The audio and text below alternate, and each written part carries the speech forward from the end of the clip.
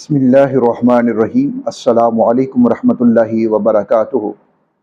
हज 2024 मुकम्मल हो चुका है।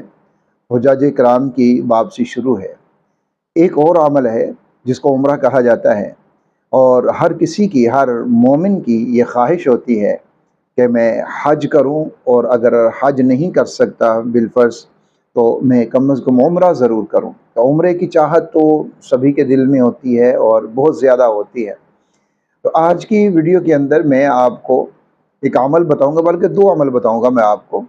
अगर आप इनको पूरे खुलूस के साथ, पूरे यकीन के साथ, अल्लाह रब्बुल इज़्ज़त की ज़ात के ऊपर पूरा तवक्कुल रखते हुए अगर आप इन दोनों अमलों को करेंगे, इकट्ठा करेंगे, तो बहुत ज़्यादा आपको फ़ायदा होगा और अल्लाह रब्बुल इज़्ज़त बहुत जल्द इंतज़ाम फरमाएंगे, अपने ख़जानों से इंतज़ाम फरमाएंगे, असबाब पैदा फरमाएंगे।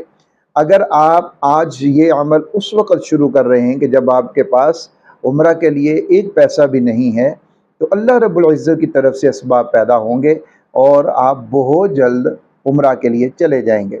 इसके पीछे बहुत सारे लोगों की गवाहियाँ मौजूद हैं और बहुत सारे लोगों के तजुर्बात मौजूद हैं, और ख़ुद मेरा भी इसमें ये आज़मूदा अमल है।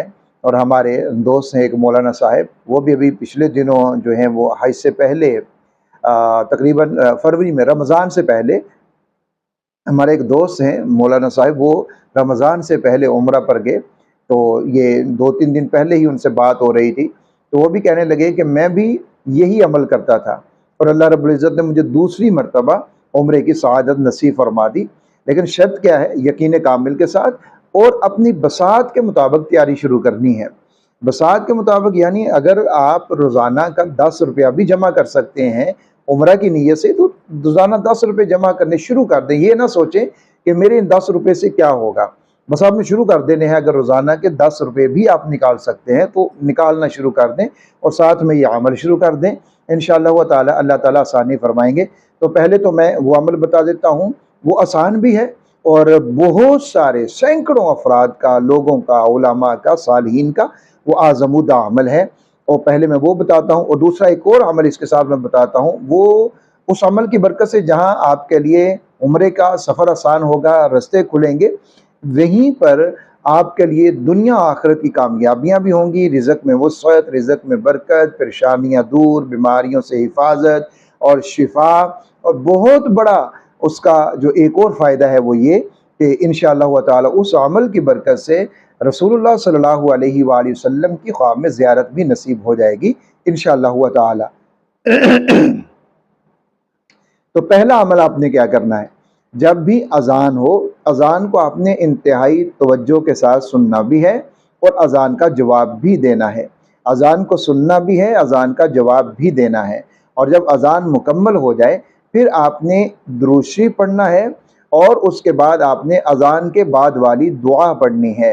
और उसके बाद आपने 3 मरतबा तलबिया पढ़ना है, लब्बैक अल्लाहुम्मा लब्बैक, लब्बैक ला शरीक लक लब्बैक, इन्नल हम्दा वन निअमता लक वल मुल्क ला शरीक लक। 3 मरतबा आपने तलबिया पढ़ना है। बस ये एक अमल मुकम्मल हो गया, और ये है भी बहुत ही आसान। एक तरफ तो अज़ान सुनना हमारे लिए ज़रूरी है, वो तो सुननी ही है, उसका जवाब हम देंगे और जवाब देने के बाद हमने दुआ भी पढ़नी होती है। तो अब ये सारे काम तो हम आम रूटीन में कर रहे होते हैं, बस इसमें थोड़ा सा आपने ये कर लेना है कि दुआ पढ़ने से पहले दुरूद शरीफ पढ़ लेना है और दुआ पढ़ने के बाद आपने ये तलबिया पढ़ लेना है। अब यहाँ पर बाज़ लोग फिर ये सवाल करते हैं, या फिर जिन लोगों को बहुत ज़्यादा क्या कहते हैं इल्म का हैज़ा, वो फिर कहते हैं जी ये आप कोई इसमें इजाफ़ा कर रहे हैं, दीन के अंदर इजाफ़ा नहीं। ये इजाफ़ा नहीं है, ये मुजर्रबात में से है। हम ये नहीं कहते कि ऐसा करना ये अज़ान का हिस्सा है या अज़ान की दुआ का हिस्सा है, बल्कि ये एक मुजर्रब अमल है कि जो भी ये करता है अल्लाह रब्बुल इज़्ज़त इसकी बरकत से उसको उम्रा पर ले जाते हैं। तो इसलिए इसको ना अज़ान का हिस्सा हम समझते हैं, ना ही हम अज़ान की दुआ का हिस्सा हम समझते हैं कि जो दुआ हदीस में मिलती है हम उसको उतना ही समझते हैं, उसमें इसको उसका हिस्सा नहीं समझते। इसलिए ये इजाफ़ा नहीं है, یہ ایک مجرب عمل ہے کہ جو کرتا ہے اللہ رب العزت اس کو عمرہ کی سعادت دے دیتے ہیں۔ ایک کام تو آپ یہ، اور یہ کرتے رہنا ہے، کنٹینیو رکھنا ہے، اس کو مستقل مزاجی سے کرتے رہنا ہے، اور ساتھ تیاری اپنی رکھنی ہے، تھوڑا بہت جتنا آپ کر سکتے ہیں اتنا آپ نے جمع بھی کرتے رہنا ہے۔ ایک چیز تو یہ ہوگی۔ دوسری چیز یہ کہ روزانہ عشاء کی نماز آپ پڑھیے، اور عشاء کی نماز پڑھنے کے بعد آپ پوری یقین کے عشاء کی نماز پڑھنے کے بعد آپ نے قبلہ رخ ہو کر بیٹھ جانا ہے باوضو حالت میں ہی، اور خوشبو بھی لگانی ہے، آپ نے عطر ہے وہ لگائیے، پرفیوم ہے کوئی اچھا سا وہ لگائیے، اور پھر آپ نے 500 مرتبہ درود شریف پڑھنا ہے۔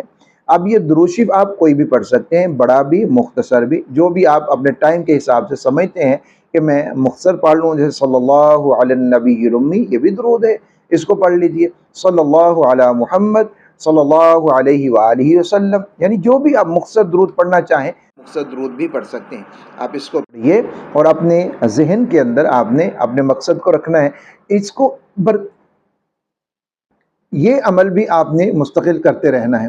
یہ دو عمل جب آپ کریں گے بہت جلد اللہ رب العزت اسباب پیدا فرمائیں گے، ہمارے وہم و گمان میں بھی نہیں ہوگا، اور وہاں سے اللہ رب العزت اسباب پیدا فرمائیں گے، اور آپ ضرور عمرہ کے لیے جائیں گے۔ اور درود شریف کا وظیفہ کرنے کی برکت سے جہاں پر آپ عمرہ کے لیے جائیں گے وہیں پر آپ کے جتنے دوسرے معاملات ہیں وہ بھی اللہ رب العزت حل فرما دیں گے۔ رزق کے معاملات، کاروباری معاملات، جو بھی پریشانیاں ہیں آپ کو وہ ساری ختم ہوں گی انشاءاللہ تعالی۔ ویڈیو کو شیئر ضرور کرنا ہے آپ نے، تاکہ دوسرے لوگوں تک بھی یہ بات پہنچ سکے۔ اپنا اور اپنے گھر والوں کا، اہل و عیال کا بہت سا خیال رکھیے۔ اللہ حافظ ناصر۔